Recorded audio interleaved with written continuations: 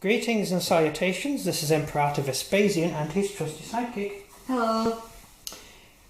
We're going to take a look today at our flamethrower teams for our Soviet army.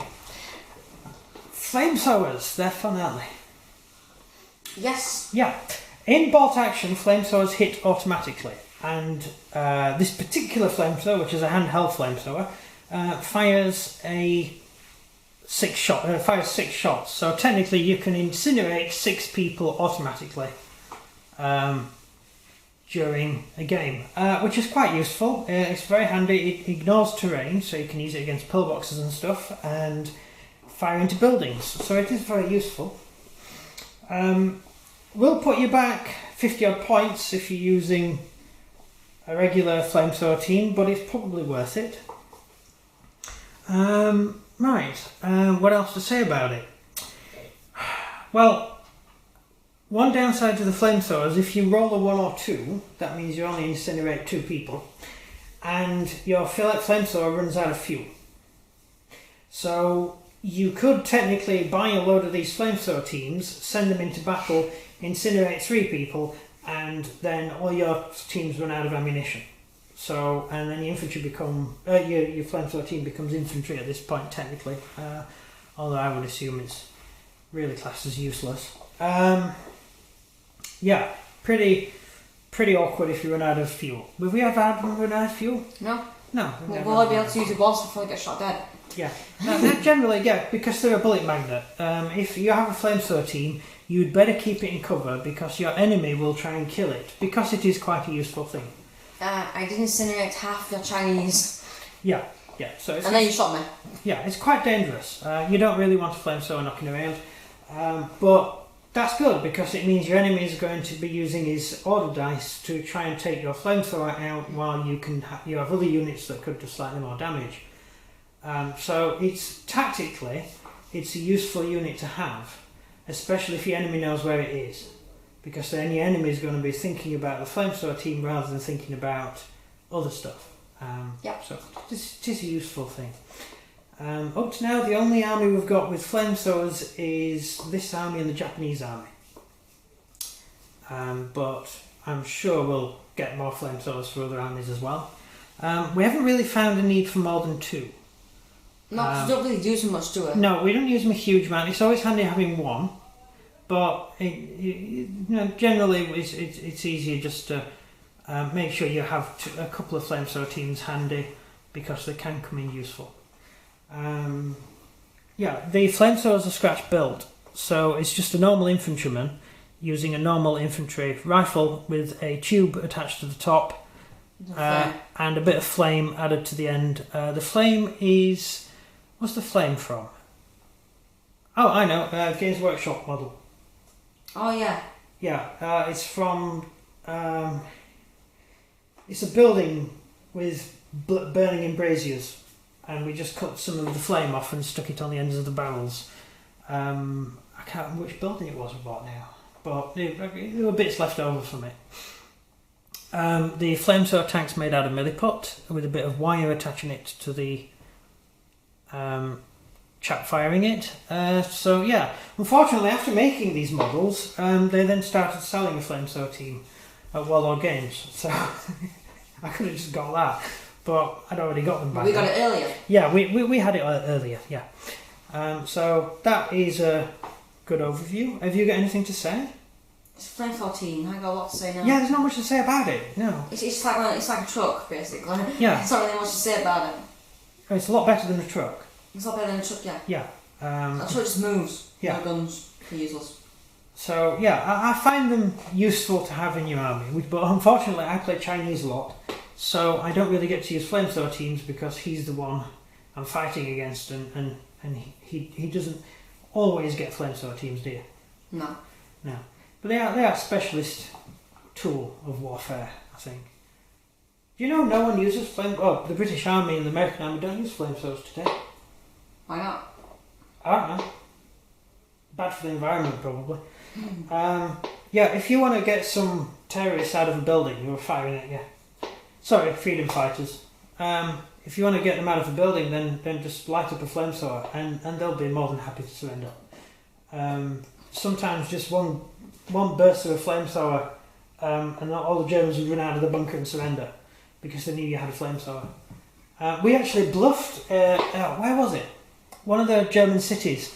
Were fighting in a zoo, and there was a German anti-tank bunker. And we had a crocodile, a British-built.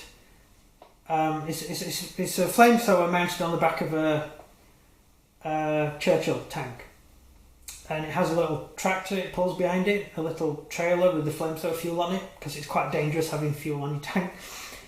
And we'd run out of fuel. It couldn't fire anymore. It had run out of fuel, but it's the only tank we had, and so we drove it right up to the doors of this anti-tank bunker.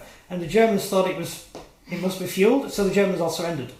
So we actually took these 20 elite German soldiers prisoner with a handful of men and a tank that didn't work, which is quite an interesting story. I read that in a guy's diary. I used to read a lot of diaries from the Second World War, and this guy was one of the guys there. He was an engineer, and he was one of the guys there who took the city. And there were about 20 odd, I think about 14 British soldiers who actually captured this entire city using this tank that didn't work.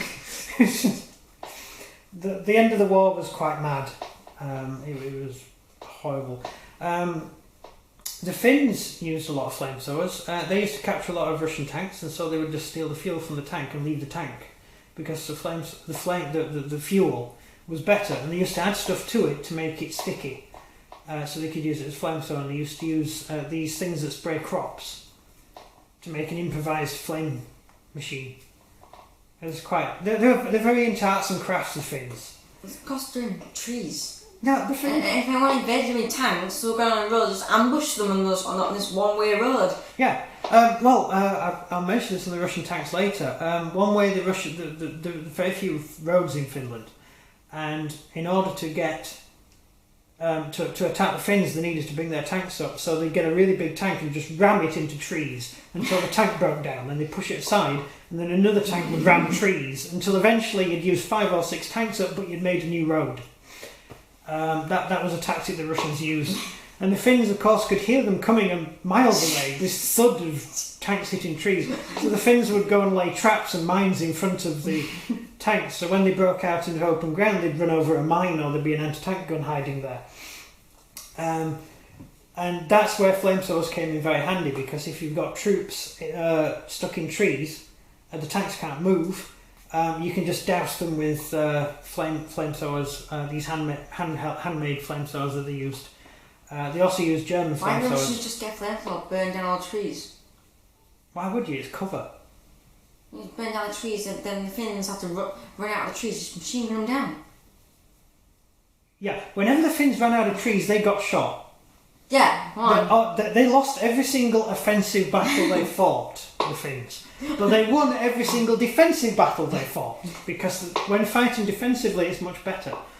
They did get a bit overexcited when the first Russian attack on the main Finnish defence line, the Russians were completely routed, and the Finnish commander went, "Great, let's chase the Russians," and he lost half his men. It's just a disaster. So the Finns are horrible at fighting offence, Yeah. and the Russians are horrible at fighting offence. But No, they're both, defence. But they're both great at defence. The Russians are very good at offence. Unfortunately, they're not very good at offence when fighting Finns. Yes. Because their battle tactics, the Soviet battle tactics, do not gel with massive amounts of snow, trees, and the terrain you get in Finland, and fighting the Finns, who had no intention of doing silly things like display their position to the Russians. So, yeah. Apart from they run out of trees. Yeah, hence you don't run out of trees. So flamethrowers become very useful at taking on things like tanks, especially if your army doesn't have large amounts of anti-tank guns. Although the Russians used flamethrowers to take out bunkers. They were designed to use alongside tanks, that's why they're flamethrower tanks. The idea is the Russians would be breaking through bunkers, defensive lines, and once you're through, you break through and charge. Didn't help them in Finland. No. And talking about deforestation, the Finns did cleverly move the trees from places where the Russians would be crossing to create a field of fire. Mm-hmm. And with it been snowing all the time, the Russians couldn't tell the Finns had prepared a kill ground. So that's quite useful. Anyway, that's it on the Finns. No, Finns? No, we're not doing Finns. That's just all the Russians. We need to do Finns. We so need to do Finns. We've got the Russians to do the Finns. No, we're doing. I know we're doing Polish. Yeah, I know. And when the Poles are done, we're going to do Finns. That's it. That's what we've got to do. Oh, Germans. We're going to do Germans next. Yes. And then we'll do Finns. Yeah, then we'll do Finns. Alright. I've been wanting to do Finns ever since Warlord brought the Finnish army out, but then Polish came out. And Polish came out, and I thought, ooh, Polish, shiny things. We'll get the Polish, we've got... And then I pestered you to do some Germans. Yeah, so we're really doing what you want to do. So Yes. I got my two favourite armies, which were the Japanese You're and just the Chinese. face of the channel. I'm the writer of the channel. You're the brain. Okay? I'm just staff. I do apologise. So yeah, I'm boss. I'd say definitely get Flamethrowers for your bolt action army. At least one team. You can make a big difference, especially if your enemy's dug in or in buildings. Especially if you put on support for a unit. Yeah. Yeah, it's very useful. Or maybe put it behind a armored car with an open rooftop. I might just get a flamethrower tank. Right, that's the end of it. Because the Russians only want to have that. Yes. You do your ending thing, don't you? Yes, I do. So if you enjoyed this video, please like and subscribe, and comment down below if you like the Flamethrowers or if you're more into the shooter game rather than going up close to an enemy and burning them alive. It is useful though. It is useful. Yeah. So that's everything from me. And everything from him. Good day. Bye.